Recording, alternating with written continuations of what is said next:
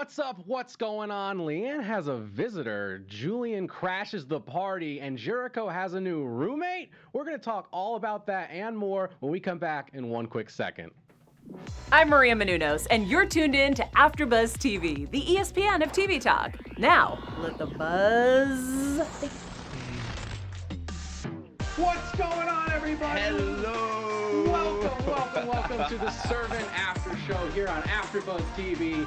I am your host, Brandon Hanna, and I'm once again joined by an amazing co-host, Mr. James Maple. Hello. You know him, you love him. Hey guys, how are you? James Maple here, lover of all things horror. And we're going to dive into this. I'm really excited for this. Yeah. I'm really pumped too. I even decided to wear a new shirt this week. Yeah. Finally, for you audio-only listeners, there was 3 episodes in a row. I practically wore the same shirt. Yeah. I did wear the same exact shirt. I will say, too, that we are matching today. We are matching. It's great. I love it. Yeah. We're on the same page. Great chemistry already. It's great. We're definitely going to get into this episode. We're going to talk about Leanne's new visitor, how Julian crashes the party, and, of course, Jericho having a new roommate. Yeah. That's weird. We're going to get into that, but we also have a special segment. We're bringing back Servant Fun Facts. We got a good one for you. And in news and gossip, what the hell is going on with Servant's Instagram account? I can't wait to talk about that. But first, let's get into this episode. What are your overall thoughts? Wow. I think as we discussed for last week's episode, we said it was a little slow. They made up for it. This episode was insane. There's so many things that happened. There's so much insight we got into Leanne's history back in Wisconsin and everything. So yeah, so far this is mine. I know we're episode 6. This is definitely my top. I want to say top 3 episodes I've liked thus far. So I dig it for sure. Yeah, they certainly made up for it. I mean, this felt like 2 episodes worth of information crammed into one. There's so much to digest. I don't even know where to begin, really. Yeah. I guess we could start at the beginning where Leanne gets this creepy letter in the mail. Yeah. And it just says, I found you on it? Found you, yeah. Right. Like that. What was your initial thoughts on that? I didn't know. Because we've been thrown so many curveballs, it's hard to make a definitive thought of this is this thing. So my initial thought of the letter was maybe it was from Julian, or maybe it was from somebody from Wisconsin, because we know the private investigator was doing some work in Wisconsin from a previous episode. So I was thinking that maybe he had something to do with it. That was my initial thought, but I really don't know. I don't know. Yeah, I thought Julian might be behind it. Maybe he's trying to play some more games with Leanne, trying to scare her out. But I think there's more than that, and we do see that there is more than that when a visitor comes to town for Leanne. It's supposedly, we don't really know. Yeah, maybe her biological uncle or not. Yeah. George. George, yeah. Yeah, George is a strange man. He comes in and he's like, it's raining this episode. The entire episode I feel like is raining except the very very end. And he's a very very precarious man, and he comes in with a little bit of attitude, like he kind of owns the place. I felt like he came in with this is my house a little bit, and I was like, okay, no, you don't live here. We've never met you before. Yeah, he definitely walks around like he's the man in charge. What I thought was interesting was how when that letter does get delivered to Leanne earlier in the episode, the mailman's wearing a raincoat, and Dorothy talks about how it's coming down so hard, right. And then we get this drastic complete change that's so noticeable now when George shows up, and he's not wearing a raincoat, he doesn't have an umbrella, he is completely soaked. Yeah.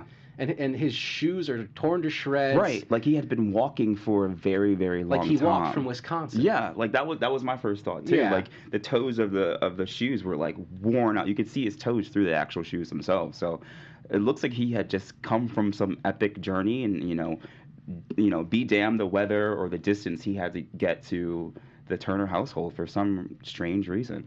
Yeah, and he's very displeased with Leanne. Yes. It seems like she's on the run now. I don't know. I find it kind of hard to believe that he's the one that sent that letter. For him to show up immediately after the letter arrives, I think there's something more to that. Yeah, I think so too. So it's really interesting to see how that develops. So I mean, yeah, he comes into the house, he walks around like he owns a place, but he does he does also seem to have some level of respect, I think. When Leanne asks him to take off the shoe because that's Dorothy's house policy, he takes his shoes off. Right.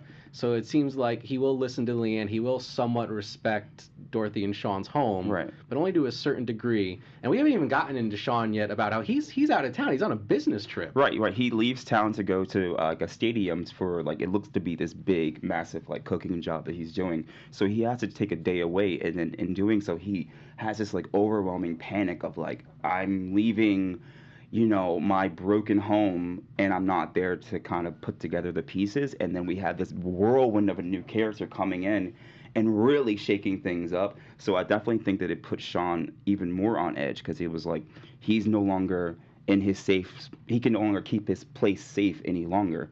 And having this new dynamic of a new character that is very strange, George, I definitely think throws Sean off a little bit. Yeah, I think definitely Sean is really on edge about this new threat that comes into the home, and I think he has an answer for it. But before we get into that, I just want to say, guys, thank you so much for making us the ESPN of TV talk. We could not do these shows without you, so please continue to help us, support us, subscribe on YouTube, leave a comment, give us a positive rating on iTunes. That'd be great. And certainly when you comment, tell us what your thoughts on the episode are. Tell us what you think. We're dying to know what you think because it's just us, and I need to know what other people think because this show's crazy. It really is. This show's absolutely nuts, and it's getting even weirder every single week. So thank you so much for helping us doing what we love and continuing to do these shows for you because it's been an absolute blast so far. Absolutely, guys. And we so, really appreciate it. Yeah, 100%. Thank you so much. And yeah, so Sean, I think he's got, I don't know, an ace in the hole in Julian. Yeah. He seems to call Julian up to the rescue, and that's when Julian crashes the party. We have the dinner, this really weird dinner scene, by the way. Yeah. I'm glad you mentioned that. Yeah, the dinner scene was very strange. We see them all sit down to presumably like a nice family dinner, and there was this awkward moment where George aggressively grabs Dorothy's hand to do a prayer to bless the dinner, and in doing so, we don't really hear what the prayer is because he's mumbling it, so it makes it extra weird. And you can kind of see Dorothy bow her head, but still look up with what the hell is going on at this table right now? So it was a very strange dinner. And then the scene that we saw with the whole chicken and the wringing out the seasoning and the sauce and the chicken, I thought that was a little strange too. So this wasn't like a typical dinner. It was strange for servant standards, I think. Yeah, and I think you had some really great thoughts about him taking all the flavor out of the chicken. Yeah, so hear me out. This might be a bit of a stretch, but so we know that Sean has been losing his taste buds for the past 3-4 episodes, I think. It seems like ever since episode 2. Yeah, really. Yeah. He's the crazy part of that is that he's an executive chef, so his job is to taste food. But we realize as George is sitting down, first he uses his napkin to dab the plate, and then he reaches across the table and grabs Leanne's napkin and takes the chicken and wrings it out. So I was thinking to myself, why is he taking the flavor out of the food? Wait, flavor out of the food? Who can't taste flavor? Sean. So I don't know if there's a connection with that, but I thought that was a pretty strange dynamic because it was one thing for them to show that scene, but to do it again where he reaches across the table, it was okay, we get it. You want us to know that he's taking the flavor out of the food. So that was my first instinct was does this have a connection to Sean's lack of taste buds and the lack of flavor in the food?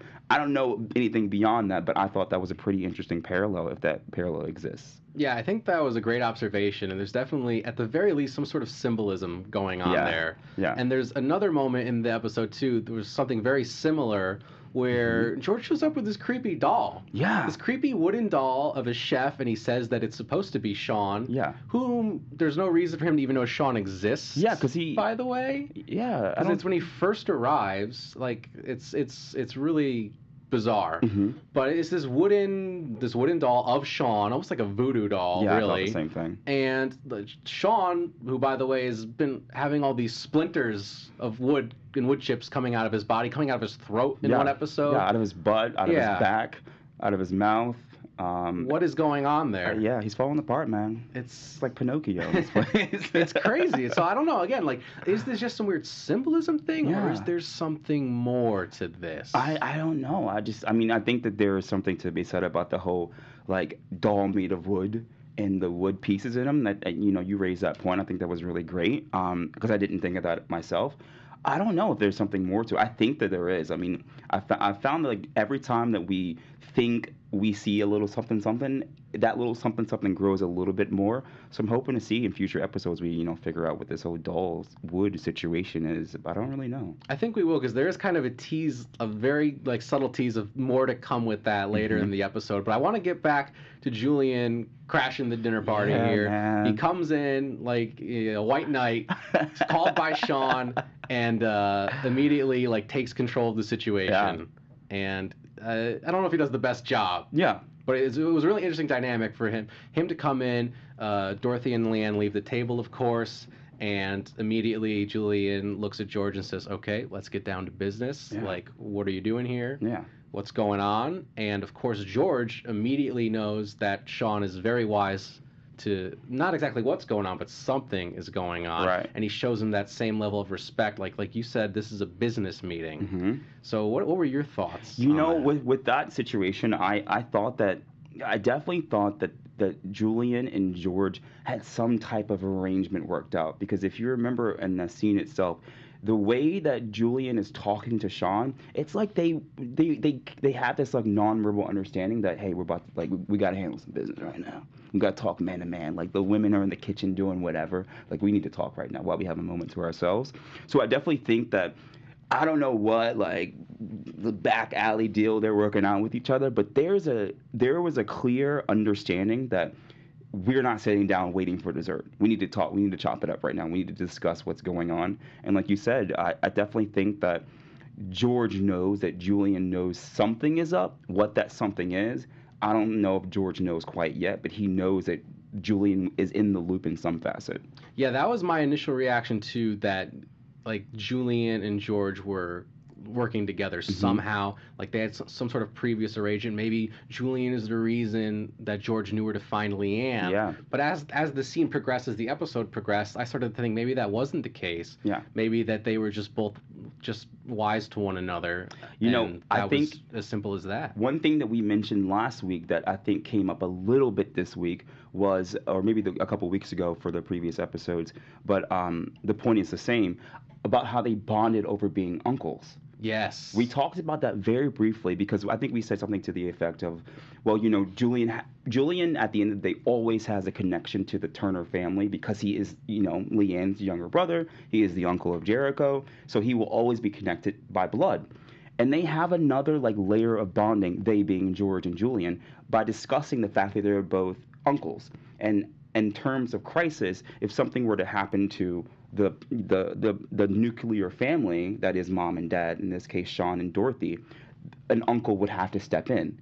And I had like a moment of like an aha moment where I was like, wait a second, you guys are having this like back alley deal at the table, and you're bonding over both being uncles. Like, something is, I think there's something there with that. I don't know. Yeah, I mean, there certainly might be. Like, yeah, that's that whole uncle talk. I mean, he specifically says, I believe, at one point about being there to protect the nephew or the child. It's like when there's a time of crisis, we're very similar. People like us, we step in for the family. And I don't know what George's family is that he's referring to or not. Yeah. I think it's more than just a biological family. Yeah. I think there's something more to that. Maybe we can get into that a little later when we talk about our predictions. But I do want to get into the fact. So let's move on to George ends up spending the night. And oh Lord, George staying over. Yeah, little sleepover. Yeah. So where does Julian and Dorothy ultimately find George? Okay, so we are we have a quick scene where we see Julian barge into Dorothy and Sean's room. Sean is obviously away on the work trip, and he quickly puts his hand over of Dorothy's mouth, and we both had like oh, something's happening, and he says to Dorothy that George is not in the guest room downstairs on the couch where he was put to sleep, and Julian had walked around the house and couldn't find him. So we follow the two of them, and they find Jericho in his nursery on the floor. And who's in the crib? Old, creepy Uncle George. in this baby's crib.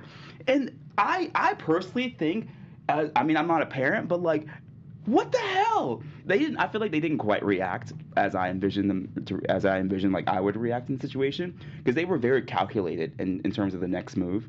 But I would have freaked out personally. I would have like Real Housewives flipped that crib over or something. I don't know. Yeah, it's so weird how Dorothy doesn't tend to really freak out in these crazy, bizarre situations. I mean, what is going on? Like, he's in the crib. He just put Jericho on the floor. On the floor. And, you know, the only reason they knew Jericho was on the floor is because they were looking and they heard him cry. They heard him cry on the baby monitor. Yeah. And what really got me invested in this scene right away is I thought that George had skipped town and maybe taken Leanne with him. But then Julian says, like, not unless he knows the alarm code, which means he's somewhere in the house. Like, oh, dun, boy. dun, dun. Where have I heard this before? So that caught me right away. But, oh, man, I mean, that's just... It's pretty wild. What is going on with this guy? Yeah.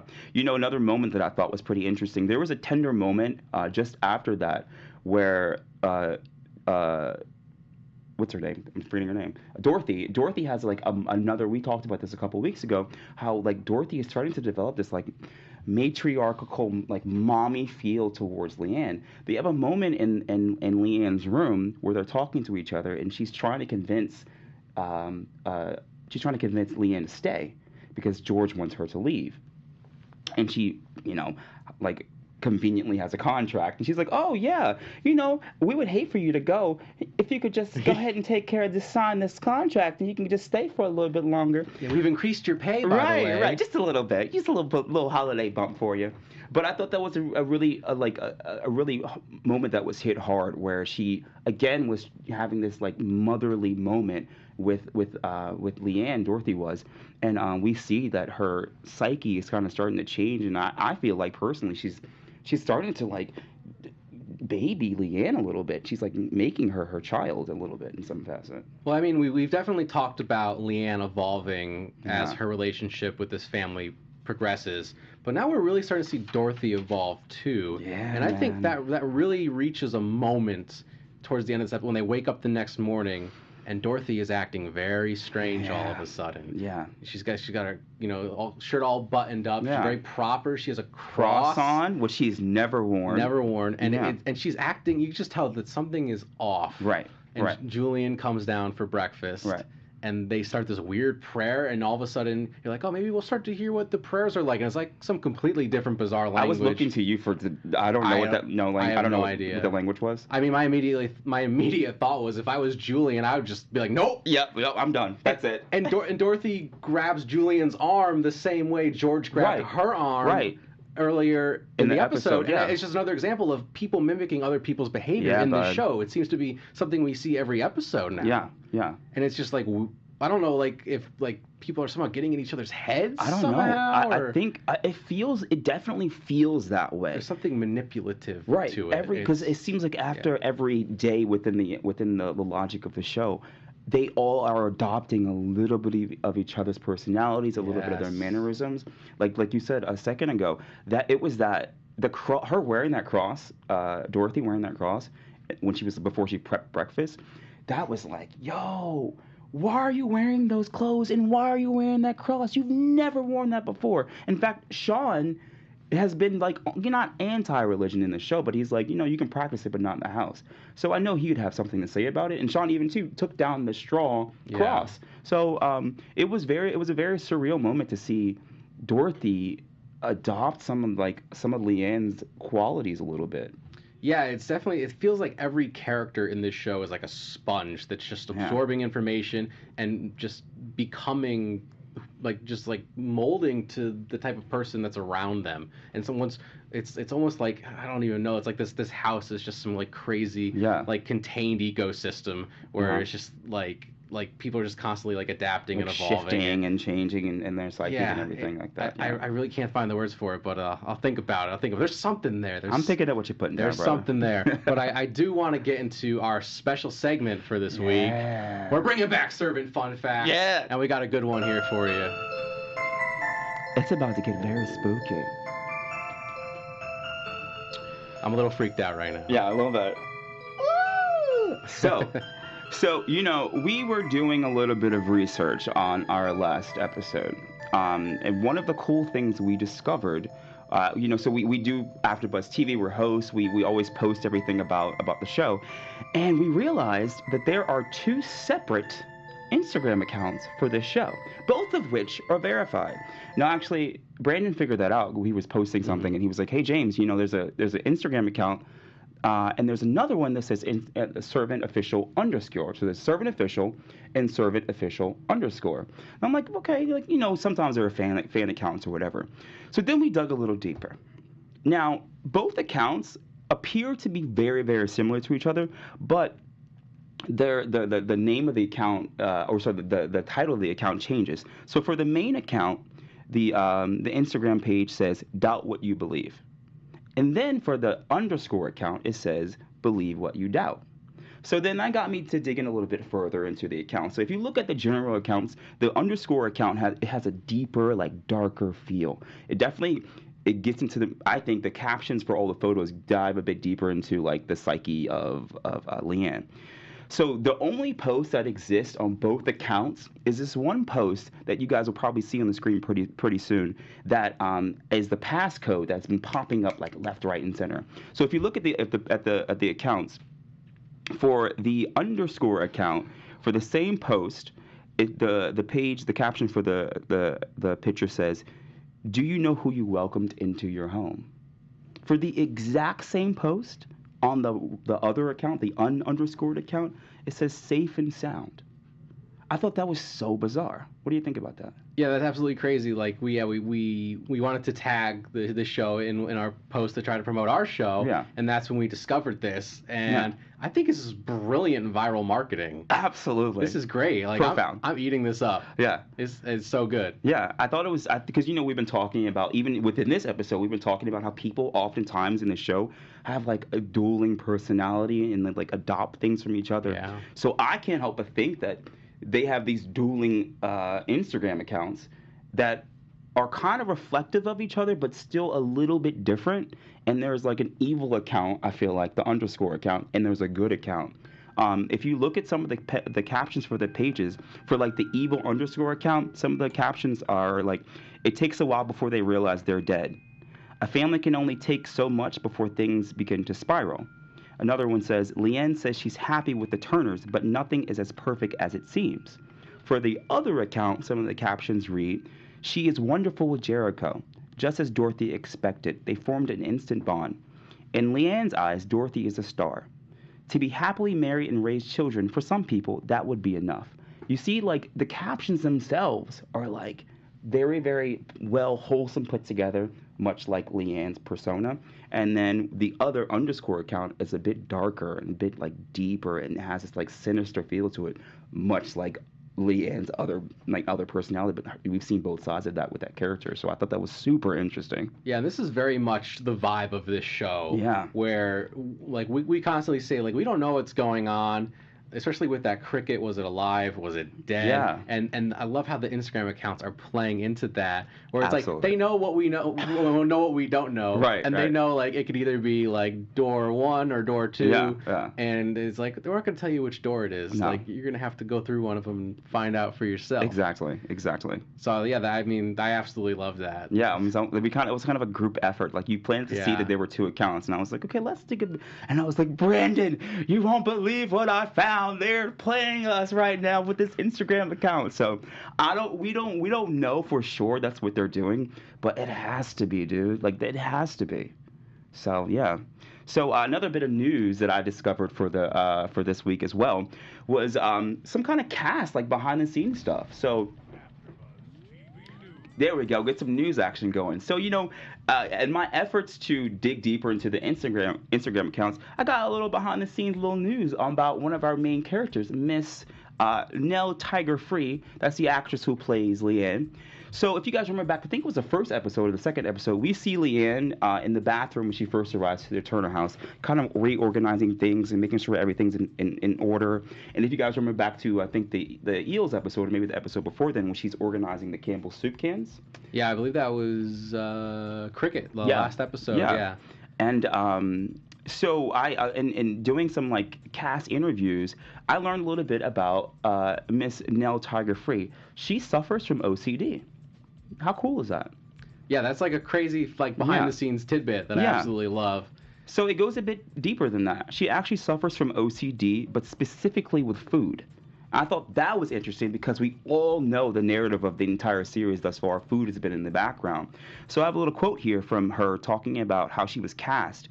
So she says, I think M. Night Shyamalan knew I had OCD with food, so I have to cut everything up into certain shapes and eat everything in a certain way. And it's incredibly annoying. I'm a very slow eater. So I think taking that and knowing how particular I am about that helped me with how particular Leanne has to be about everything else. So I thought that was a really cool kind of behind the scenes, like little tidbit of news that she suffers from OCD and so does her character. And moreover, Nell Tiger Free suffers from OCD, but specifically with food.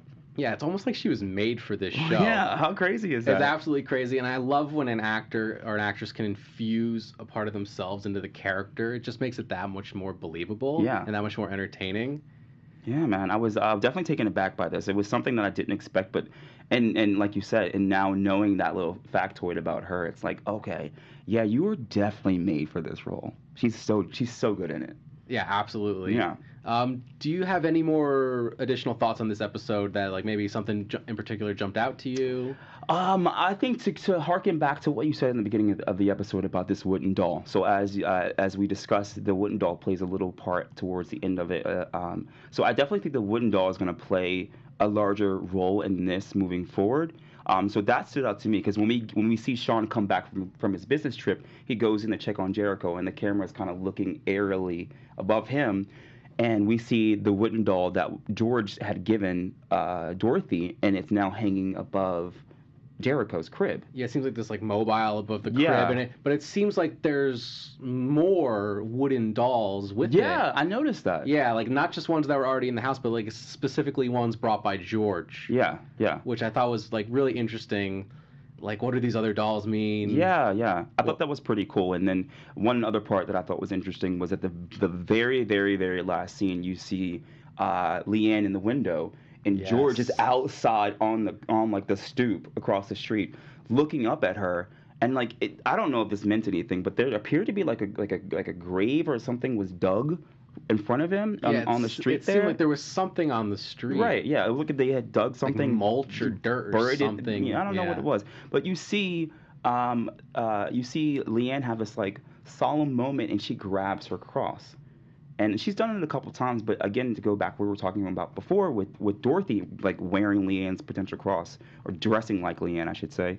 I thought that was a note to say like that cross was important for some reason. So that would be my two standouts from the episode. What about you? Yeah, I think there's definitely something going on with the cross, and there's some sort of symbolism. There's something important, but I also want to go back to just before that, where Leanne puts her foot down to George and decides to stay.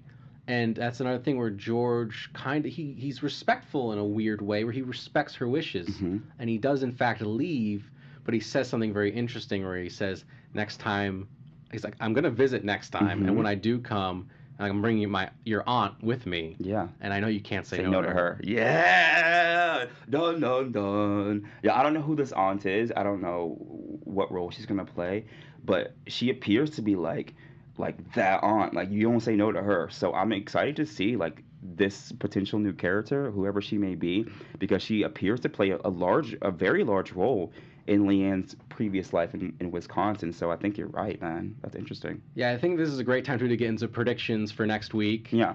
Your AfterBuzz there it is. TV predictions. Love that. So where do you think this is going now? Because Sean's back. Yeah.